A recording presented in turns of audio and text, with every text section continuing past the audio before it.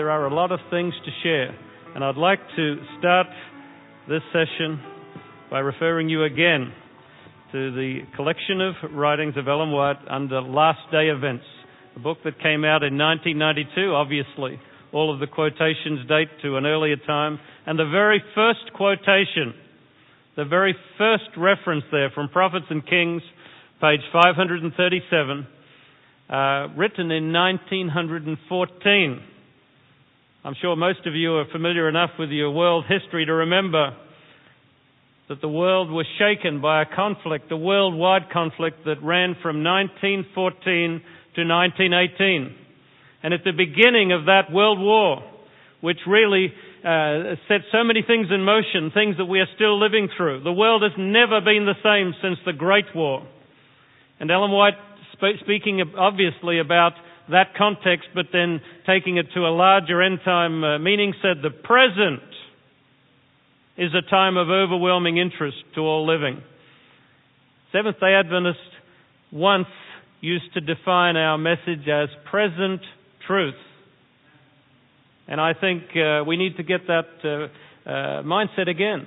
What we have to say about prophecy, what we have to say about the significance of these events is present truth because it's relevant now, relating to things soon to come.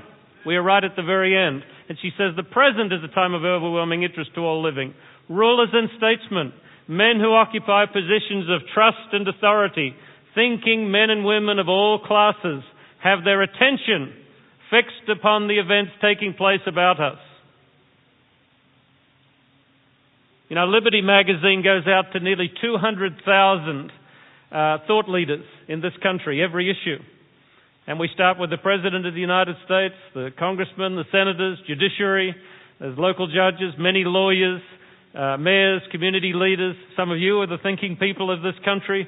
But primarily we're tackling these people that shape public policy. And this statement is true. I can tell you the letters that come from them.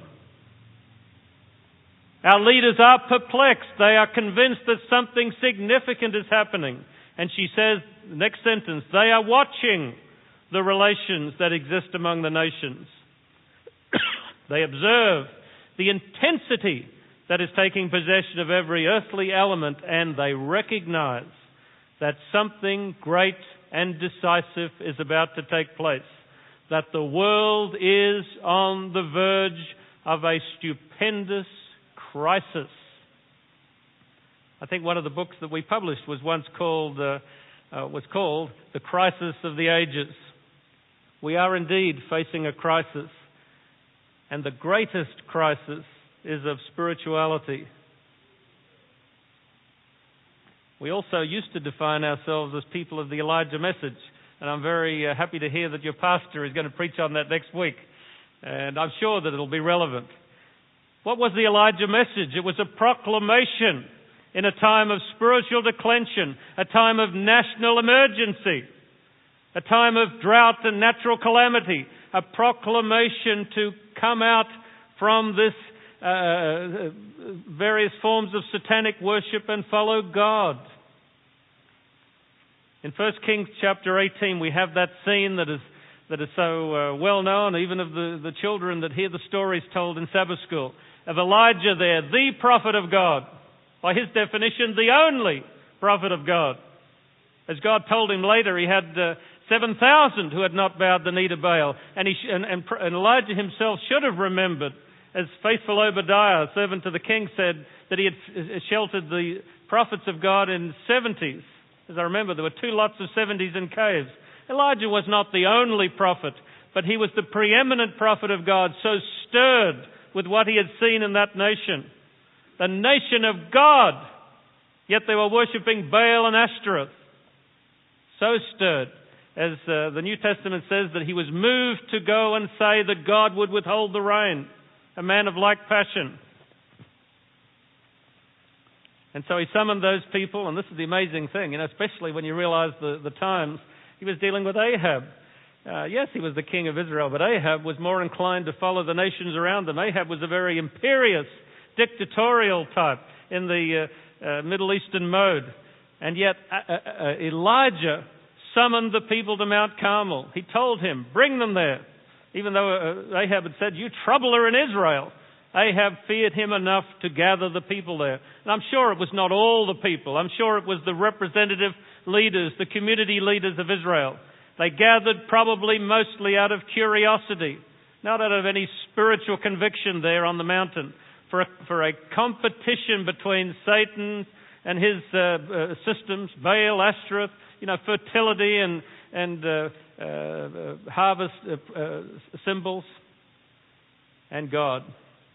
450 prophets of Baal, and probably also the 450 prophets of Ashtoreth that I mentioned earlier. They faced off against Elijah.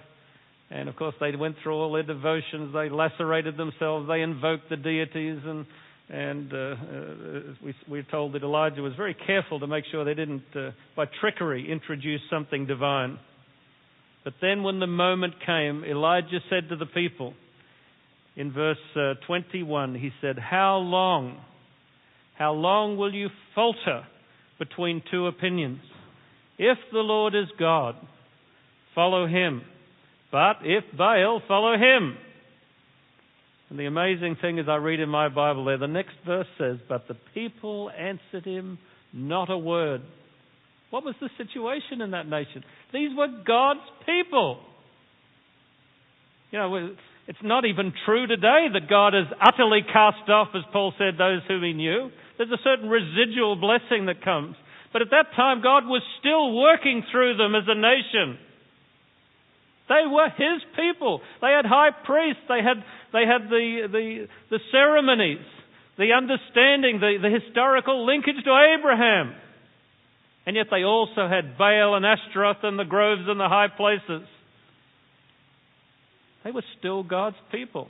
And I'm sure, knowing how these things work, that in their minds many of them still clung to the idea that yes, they were gods, and they had a very nostalgic sort of view about what God had done with their nation and what he was doing with them now.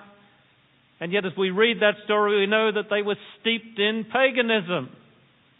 And here God's prophet put it before them in as plain a terms as possible.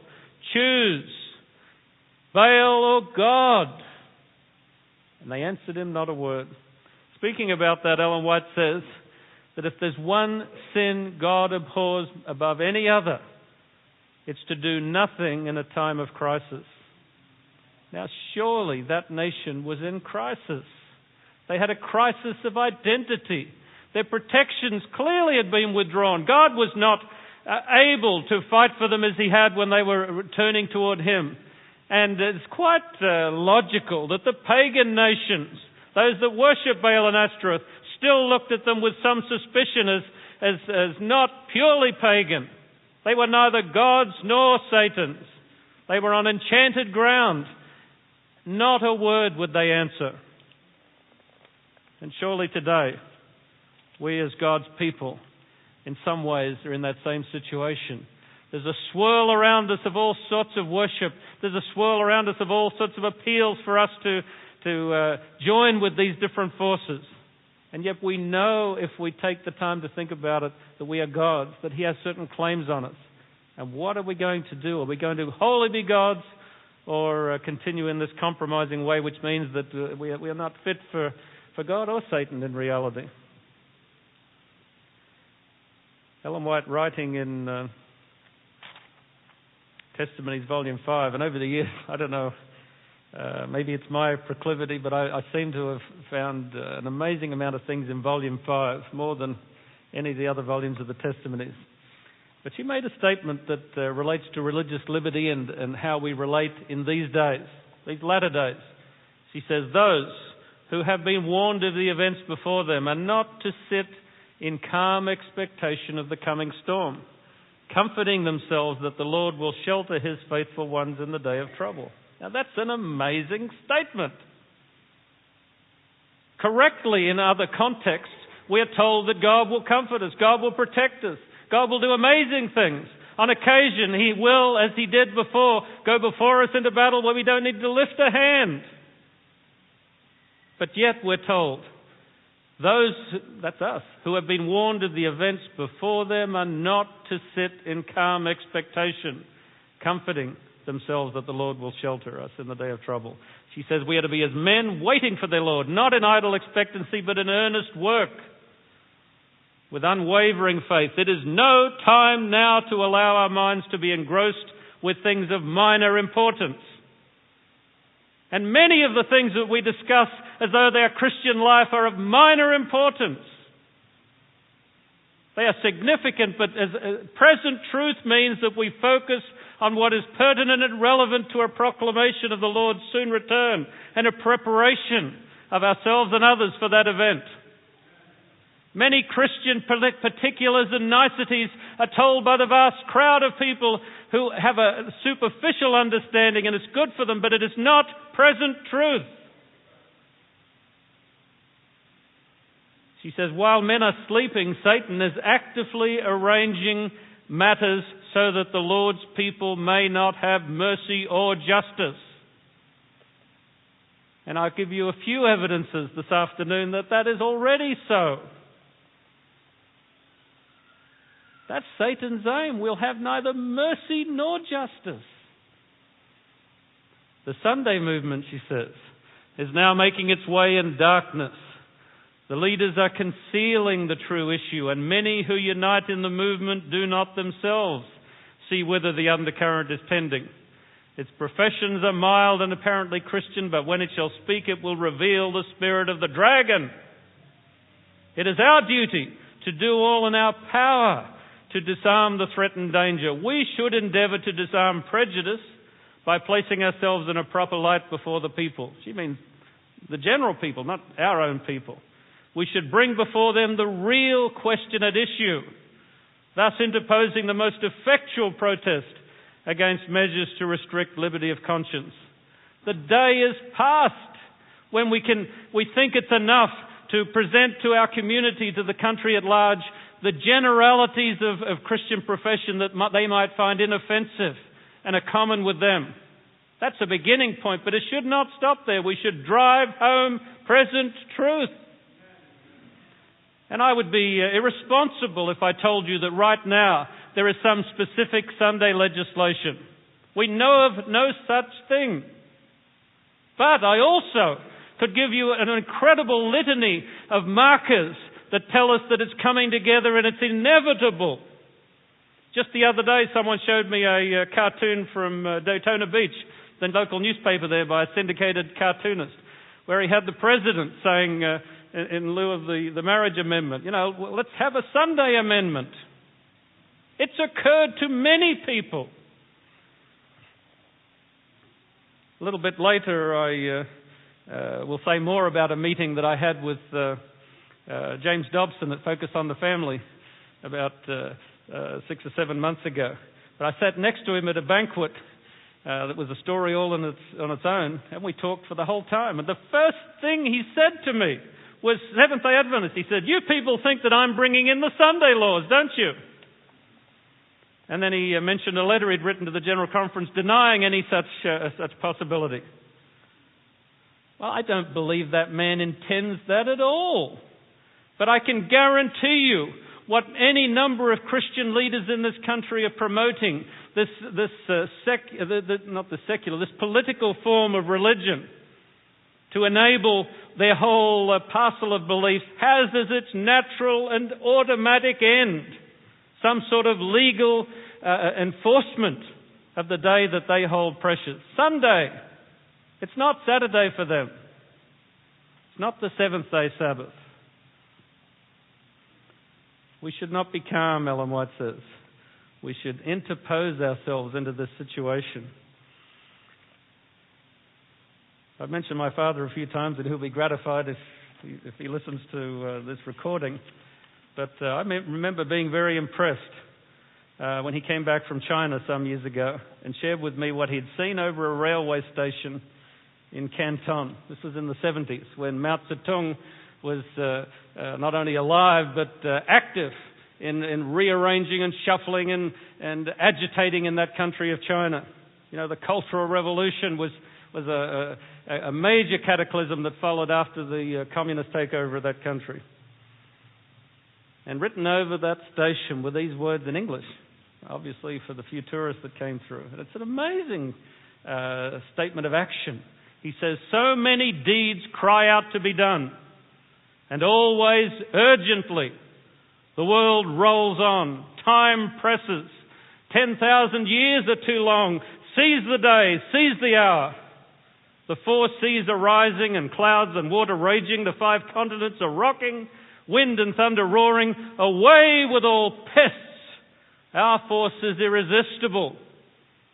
You know, C.S. Lewis makes the comment that what will it be to have been a revolutionary or some sort of agitator? I don't think he used the word terrorist, but what about a terrorist? Someone like that believes so much in something they would blow themselves up, they would kill 1 million people to do it, to come to the end before the judgment bar of God and to find that it was futile, it was for nothing. What will be their desperation? And yet many of these people have been so convicted of what they believe in that they would express it in these ways. Are we willing to state our dedication to advancing the cause of God in this way? I remember years ago reading a book by Stanley Jones, the famous missionary to India, and inspiring to read that. The first one I read was The Christ of the Indian Road, where he realized that he had to strip away the cultural baggage that had gone with missions and present Christ as he was, not as we imagine him. But he spent some time with Gandhi at his ashram discussing Christianity often. Of course, Gandhi wasn't really what you'd call a Christian. And they discussed how to find God. And Gandhi said at one point, he says, yes, it is possible to find God, but it will take ages, may take millennia, and no miracles are to be expected. And Stanley Jones says, I need God now, and I want miracles. A miracle has to be done in my own life. When Elijah stood there and faced those people with that, do you think he was saying, God wants you to think about this. Go away and read a few texts and meditate on it and decide to improve a little. Come to church a bit more than you did in the past. Let's just see if we can reverse this trend. No, it was choose between Baal or God. And once the choice was made, you know what happened to the prophets of Baal? Gone. We have no license to do such things today, but the symbolism is there.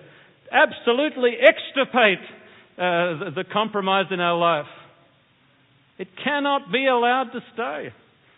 And in that sort of a situation, we'll be a witness to the world, and the statement, the proclamation, those 3 angels' messages will go out in a way that's dynamic, not just a figurative thing, not just a picture that we sometimes put on the walls out front of churches. Little angels that are harmless, they're so symbolic. They mean something, and they're symbols for us. We are the angel messages in this case. Again, going to Ellen White, she has a quotation, and I hope I can find it. It relates to the wheel of providence. Well, maybe I'll come to it later, but it's an interesting statement that I thought connected with what Mao Zedong said. The tread of events, though, are marching on. It's amazing to me, not just in this present round of conflict that we have chosen to make as a country. We're into a new dynamic. I don't know if it's ever occurred to anybody.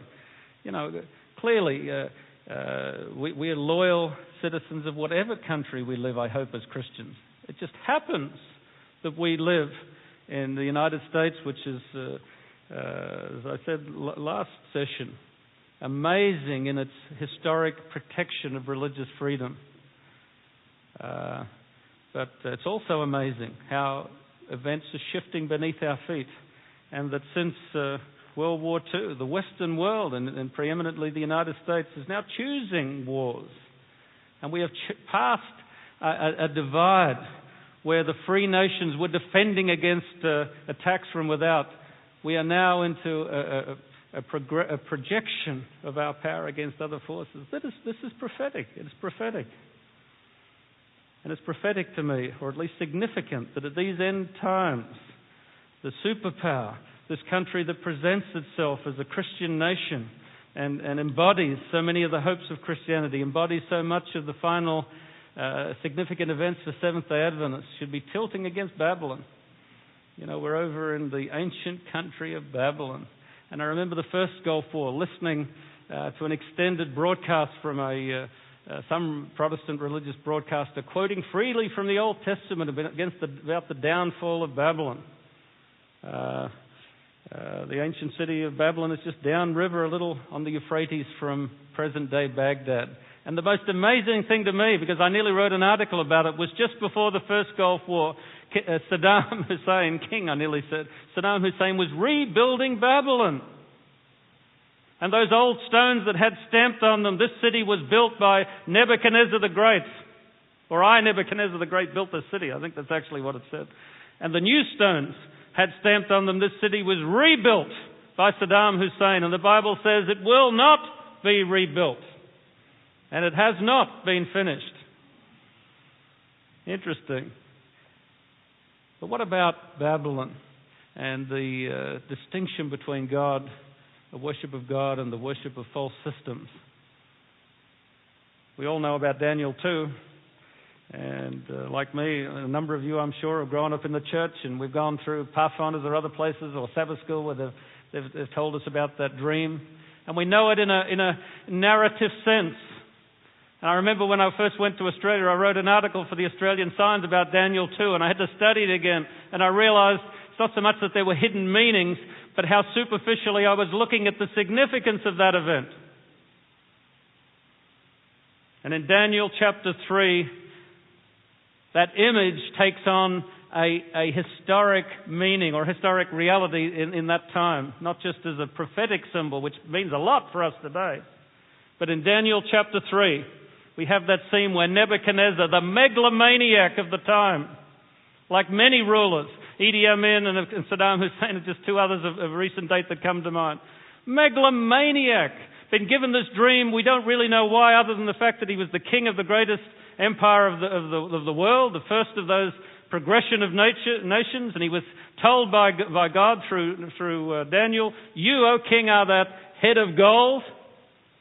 But this megalomaniac built a probably 100-foot statue on the plains of Dura, all of gold, or at least covered with beaten gold probably, and then summoned all of his leaders, all of the satraps and provincial governors, brought them in there, and then the story.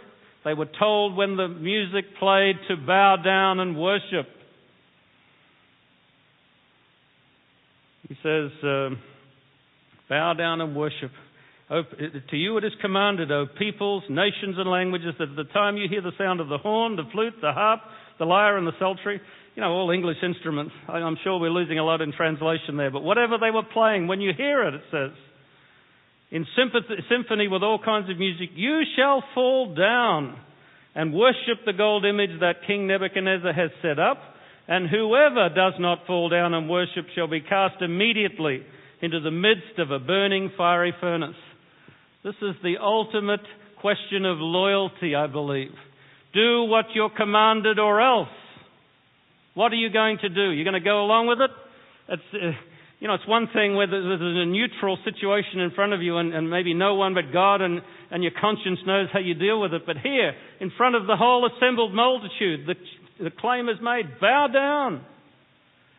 Over the years, it's amazing how many people, when faced with that, have bowed down and they've said in their heart, well, I don't really give obedience, and yet everyone else says openly they are acknowledging this power. And these three worthies refused, and you know the story, but I'm going to give a different spin to it in a moment. And they came before the king. He obviously knew them. He obviously was fairly partial to them. Don't think despots have changed over the years, and these guys had it to a fine pitch. He would have thrown them in a moment without any conversation normally. But these men, he says, is it true that you do not serve my gods or worship the gold image which I have set up? Let's do it again. And their answer was amazing. And I believe it's the answer that we should have. It's the answer that should have come out of Carmel more clearly than it did. Took the fire of God to produce the result there. It says, O Nebuchadnezzar, we have no need to answer you in this matter. If that is the case, in other words, you'll throw them into the furnace. If that is the case, our God whom we serve is able to deliver us from the burning fiery furnace, and he will deliver us from your hand. Think of the distinction that they made out. They wouldn't necessarily be removed from that consequence, but they were not under the power of Nebuchadnezzar. And it's the message I'm trying to get across this morning and through probably every lecture that I'll give in this series. We are not under the power of any system except God when he makes that claim upon us. We need to get our priorities straight. We are not, they said, but let it known, be it known unto you, O king, that we do not serve your gods, nor will we worship the gold image which you have set up. Into the fire, bound hand and foot.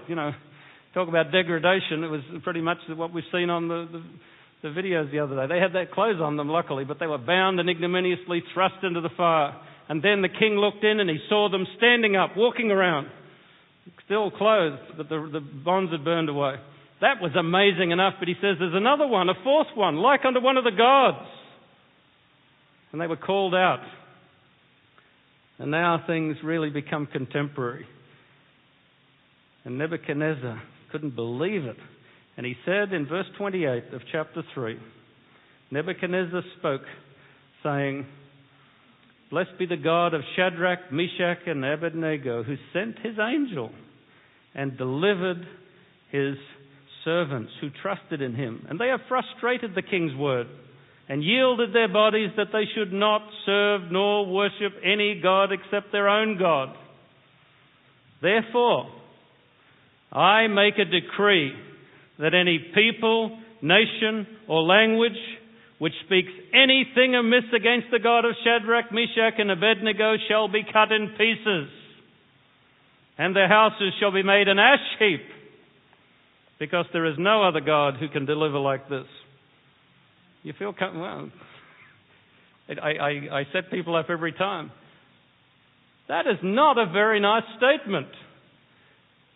Here, this king went from someone who was opposing God and prepared to kill people in the name of his gods. And now he is someone who's prepared to kill people in the name of someone else's God. His method had not changed. His mindset had not changed. And it actually was a far more dangerous application of the call to worship. It's one thing to ignore God and worship the things that cheep and mutter in the night. It's another thing to demand that you worship a false form of God. And is it likely, is it obvious to you as you read the Bible and compare the religiosity that you see around you, that God is being accurately presented in this nation, for example? Not likely. Is it likely that God blessed and sanctified our whatever military adventure we might choose? As justified as it may be for national interest, that's quite apart from the thing. God does not sanctify the imaginings of the human heart. Is it likely that all of the misuse of the poor comes under God's benign blessing? Is it likely that the political partisanship that is often enabled by religious leaders is something that God would endorse? Is it likely that if this country said, as it will say one day, worship God or there will be a penalty, is it likely that that is God's intention? No, that is the dragon speaking. And the model here that I see is for us, for our day, because we are told that shortly, this country, this protector of liberty, this unique cradle of human rights, there's no question about it. This country that already, since September 11 as an arbitrary date, has morphed into an aggressive, compelling force, will go further and one day will demand religious obedience. And in case you're not reading news clearly enough, let me tell you, the subtext to this worldwide war that we are in is religion. I'll explain more about it this afternoon, just after one of the trips I took to Laos. This is a religious war, and I'm not even sure it was a mistake of the president to use the word crusade. You know, that word was even used. And you know what it means in the rest of the world? What it means literally. War of the cross. Nebuchadnezzar would run a war of the cross. But a war of the cross is not how we advance spiritual things. In fact, you know that hymn? Not by the sword and not by I'm trying to remember the hymn, but not with the clash of weapons. That's not how, but in deeds of goodness and mercy. That's how we advance God's cause. But our world, our Western world, it's really not the United States per se, but it's the mentality of the Western Christian world is embodied in this country, has more and more seen in the desperation of its lackluster spiritual commitment. It's more and more seen the answer in organising, seeking governmental support, seeking some sort of proclamation that will bring people back in a commitment to God by force of government. That is not the way to go. Nebuchadnezzar had it all wrong. I know last session I alluded to it, but I've been changed in my thinking ever since I read carefully, years and years ago, Charles Spurgeon, a Baptist minister of 100 years ago, read his sermon on where our loyalties lie. And I could empathise with this when I came to this country as a teenager from Australia. Literally an alien. And Spurgeon says that we are, and he's of course picking up on Paul's language, we are aliens and strangers here. This is not our home turf. We've got an article coming up in Liberty magazine by Tony Campolo, and he talks about Babylon, how we relate to Babylon. And he says, we live in Babylon, but he says, it's the best Babylon that ever existed in the world. But it's Babylon. And Spurgeon said that, as aliens and strangers, we need to get our priorities straight. That doesn't mean that we're opposed to the government. Hardly. Unless you're someone, post 9/11, we were on the lookout for people like that and they're gone. But an alien normally, someone from their own country living in another country, are under double obligation to be law-abiding because they represent that other kingdom. That kingdom will be judged by them and their actions. They have to live exemplary, unless, of course, that new an adopted country makes demands on them that directly conflict with the claims that their liege lord made. And that's where we find ourselves as Christians, Seventh-day Adventists, in this day and age and in this country. We need to be always on the lookout for that improper claims will be made for us. We're not to be like, we should not be as what sometimes has been unthinking soldiers, certainly in World War II. The German military made the defense that they were just following orders, that it was not their fault. Someone else higher up told them to do it. That was not an excuse at Nuremberg, and it's not an excuse in the heavenly judgment courts. We're to think for ourselves, and we think in reference to God. We're to have that obligation, sense of obligation to obey God. I've calmed down a lot. I'm trying to impress a point here, but I've calmed down a lot over the years. But I can remember when I was in Australia as a young fellow that was just starting to go around and preach from different churches. I went to one church and the pastor was there. They usually were not there when I preached because I was on the plan and they were off somewhere else. The pastor was there because we had the Speaker of the State Parliament there to present a flag to the Pathfinders. And of course, he wanted to be there and enjoy the occasion. And I'll never forget the situation. Before the meeting, I spoke to the politician in the back room, and I found to my horror that no one had told him what the church believed or what, he just knew he was coming to some church that happened to meet on Saturday. That was the long and the short of it. No one had explained anything. And he was brought up to the platform and given a chance to speak, as we often do, and the Adventist Review is certainly not offensive in this regard, but years ago when I was in Australia, our division paper seemed to be often just a litany of potentates visiting our churches, and that was news. And the pastor got up and prayed at one point, and he, in the prayer, said that we were first of all citizens of this country, of that country of Australia, and secondarily citizens of God's kingdom. And it just turned a switch in my mind, and a switch that was enabled when the Pathfinders came bringing the Australian flag down and continued up past us and posted it behind us. It's not a bad act, and in fact it's the norm in this country, but not in other countries. They know what that means. We've become blinded of the significance of that. That means there is a national claim, and it flies in the face not just of Adventist history, it flies in the face of all church history. And even as recently as the Vietnam War, people could gain sanctuary in a church. Remember the sanctuary movement? Precisely because when you dedicate a church, it is no longer civil property. This is heaven's authority here. And so after the sermon, I changed my sermon and took an interesting sermon that I'd probably rather not remember. But after the sermon, I spoke to the pastor and I said, in this church, that man has no higher standing than any one of God's saints, and perhaps lower, because God is honouring those who are faithful and commit to Him. In here, if he makes no such profession, we don't honour him. You know, Paul made it very clear that we're to be obedient, responsible citizens. And I've heard people read those texts, and you can use that to do anything, including, as they did in the communist era, demand that people be compliant to the worst abuses. Obviously, Paul was speaking somewhat servilely of necessity. The Christian church was weak. It had no power to resist the authorities. And he was also making an assumption that is sometimes true, but not always even in his own day, that the judges are unbiased, that the judges are honest. And we have lived in a system. Australia is the same as this, some of the Western democracies. These are admirable systems to protect religious freedoms, civil freedoms. But what if you live in Myanmar, say, where there's a military dictatorship that is so out of skew with Christian behavior? Are you going to just go along with it because they're the authorities? They don't have an automatic right because they are wielding the sword.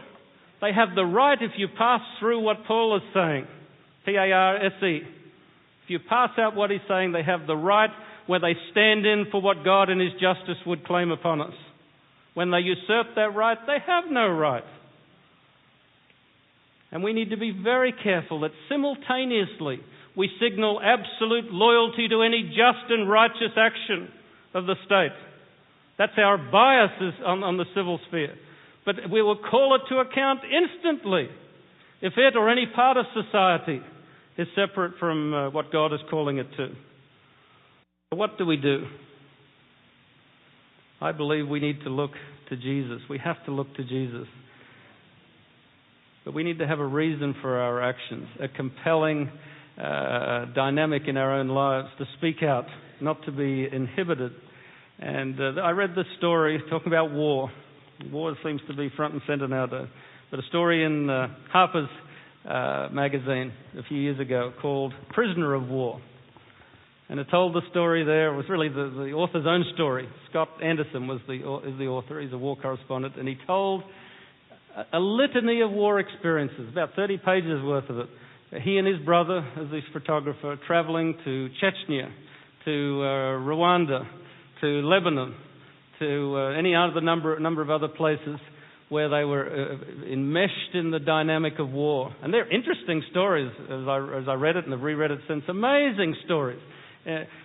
Like on one occasion, he was in a motel with his wife in Beirut, and he felt restless, and with the excuse of going down to the store to buy something, he actually walked into the fire zone and casually crossing a square, he and another fellow in Arab robes crossed at the same time, and a bullet came out of nowhere, red stain, the fellow dropped, and he whisked around, came back to the motel room, got in bed again with his wife, and she says, "Is everything okay?" "Oh, yes."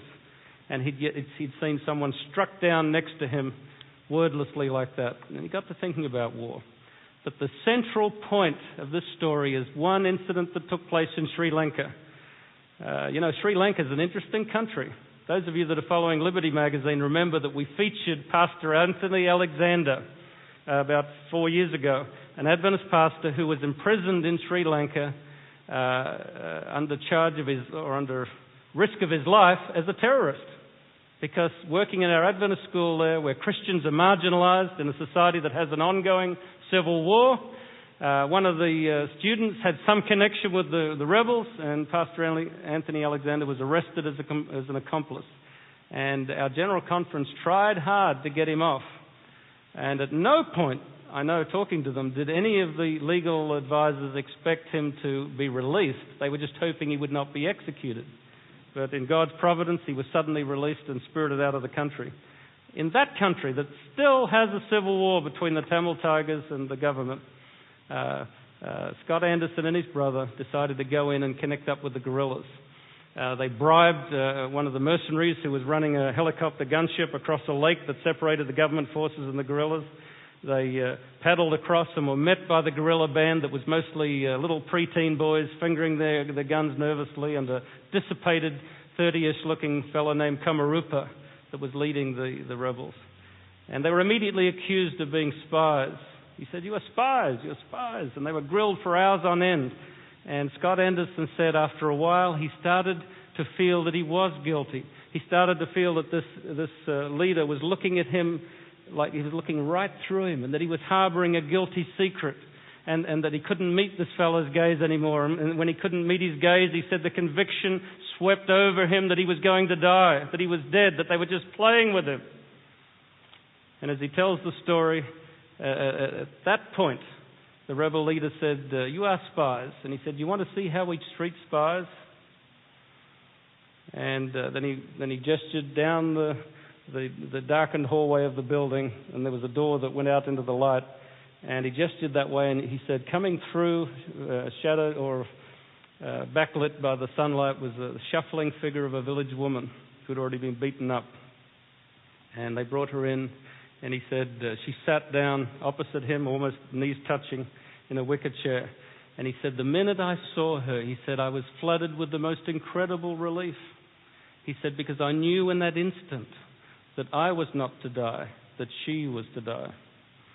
And then he tells a story about how they tried to plead for her, and she pled to, in halting English, "Save me, save me."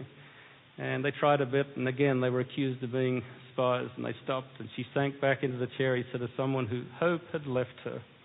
And they took her out, and Kumarupa said, "We will kill her." And the rest of that story, that's the thread that pops in and out of all of these other experiences.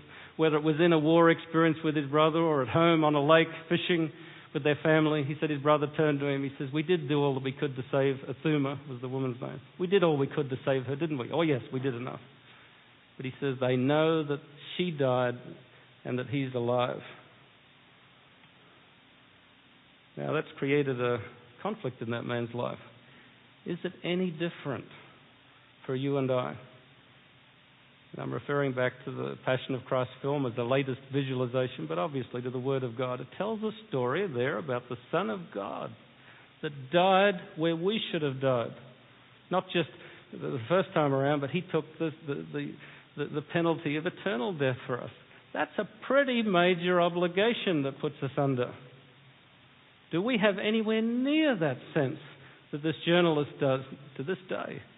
That he really, in some ways, he doesn't deserve to live. He's alive because he allowed this other person to die. I believe it's something we need to think about, something that should be a dynamic in our own lives. I need to conclude, and I'll stop with Testimonies, Volume 5, back to that chestnut book. Ellen White says, the time is not far distant when the test will come to every soul. The mark of the beast will be urged upon us. Those who have step by step yielded to worldly demands and conformed to worldly customs will not find it a hard matter to yield to the powers that be, rather than subject themselves to derision, insult, threatened imprisonment, and death. I'll read it again. The time is not far distant when the test will come to every soul. The mark of the beast will be urged upon us. Those who have step by step yielded to worldly demands and conformed to worldly customs will not find it a hard matter to yield to the powers that be, rather than subject themselves to derision, insult, threatened imprisonment, and death. I used to imagine when I was younger, and I must admit in moments of lapse, I still sometimes indulge the thought. But I used to think when I was younger that we have all of these solemn cautions and calls to action and responsibilities that devolve on us from what we've accepted in accepting Christ.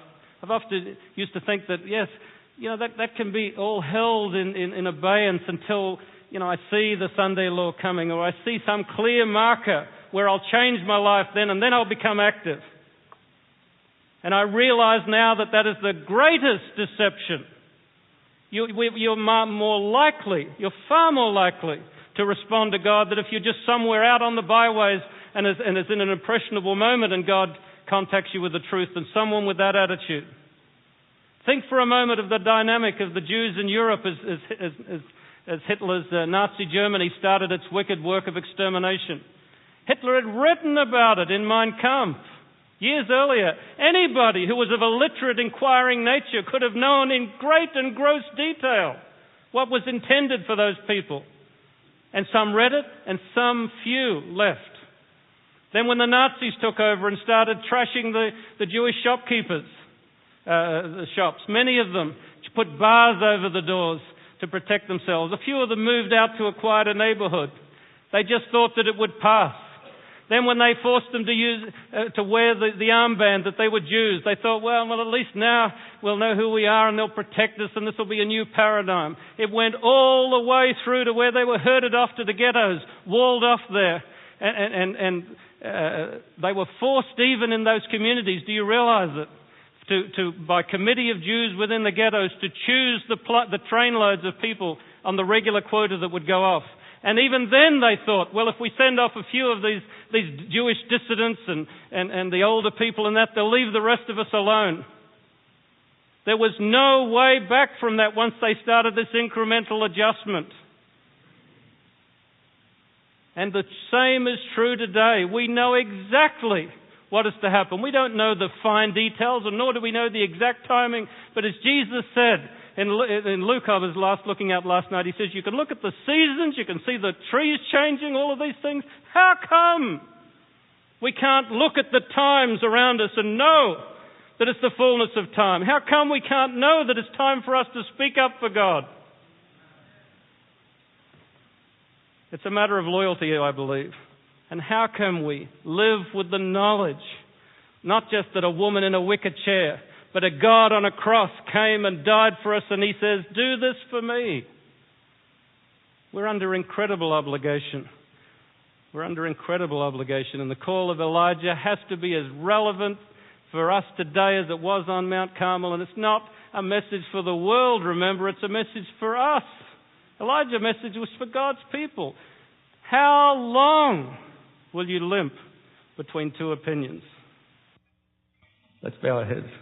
Dear Lord, we thank you that we are indeed your people and that you have a concern for us and that your Spirit is still speaking to hearts. And I pray that each person may re-examine our commitment to you. Thank you for this church, for the freedom that we have to worship you and the day that is so graciously given to us to acknowledge your creative power and your ongoing power in our lives.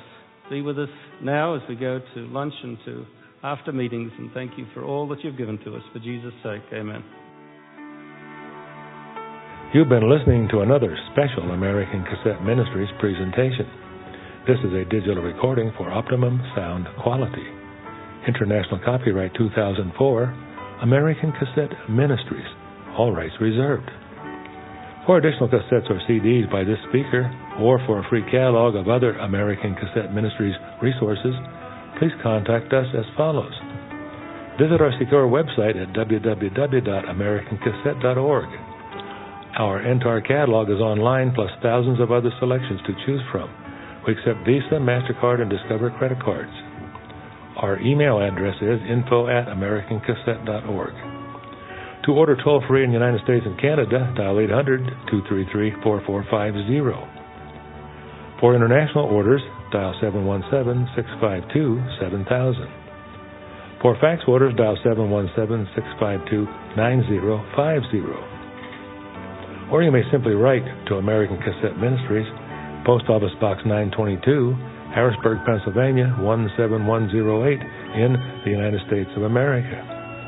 Maintaining the integrity of the Three Angels' messages for 29 years, American Cassette Ministries requests your continued prayers and financial support as we strive to provide you with the finest, most powerful spiritual messages available. Our one purpose in ministry? To prepare you and your loved ones to meet Jesus Christ. He's coming soon.